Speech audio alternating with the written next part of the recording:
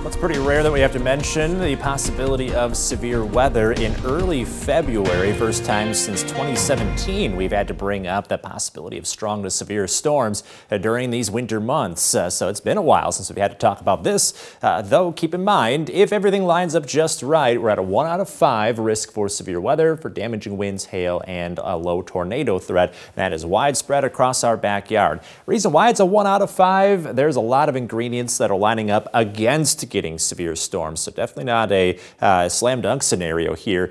We do have a lot of warmth, so things are going to be near record territory. Wind shear looking pretty good. That's winds moving at different directions at different heights. So we'll have winds out of the southwest at the surface, more out of the west above us, and that can cause that spinning effect that we need to get for rotating thunderstorms.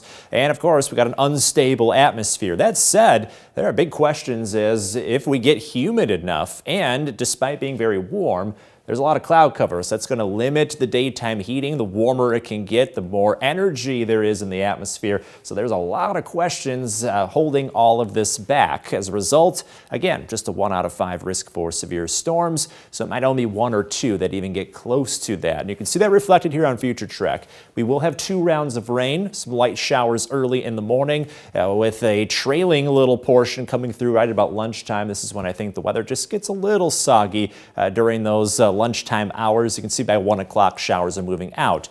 Middle of the afternoon, we dry out, and then here's that example of isolated storms. You can see how much dry area we have across our backyard. So it might only be 1 or 2 that are able to get going, but we'll have to watch those closely to see if they're able to bring that severe weather risk. So just make sure that you're ready for a couple rounds of rain. On top of that, warm and windy conditions. So some scattered light rain showers through the lunchtime hours. Then later on in the evening, that's when we have that chance for some storms with that low risk for severe weather. So just make sure you dust off that weather radio. You review your safety plan just in case, kind of think, where am I going to be? Where's my family going to be right at about 6 o'clock tomorrow? Do they know where to go and what to do? Because this is kind of uncommon that we have to talk about severe weather risks during February. But when we're this warm, that's one of the side effects that can happen. We do cool off. We're back to the 30s by the time we get to the weekend. That's after a slight chance for a rain-snow mix very early Saturday morning. We'll continue to stay cooler, yet still above average early next week.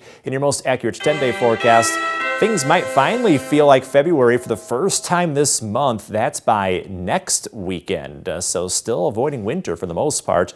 In the 4-degree guarantee, we didn't avoid the bullseye, or at least the dartboard. You can see we're back on track in the 4-degree guarantee.